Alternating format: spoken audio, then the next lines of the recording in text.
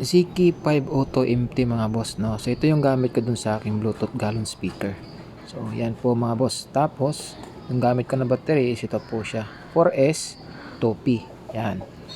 And then yung speaker naman itong MS100. Ito po ay Broadway products mga boss, no. So bali dalawa po yung gamit ko. So ito po siya. Yan. So 100 watts lang po yung kanyang max power. So enough na po dun sa ating 502. Tapos ito naman yung isa.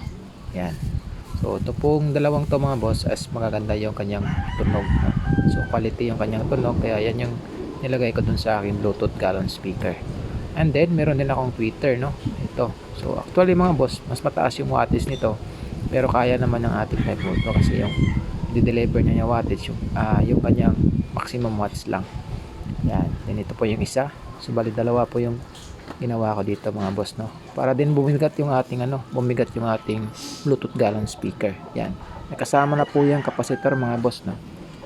Yan. So yan lang po lahat mga boss yung aking gamit sa Bluetooth gallon speaker. Then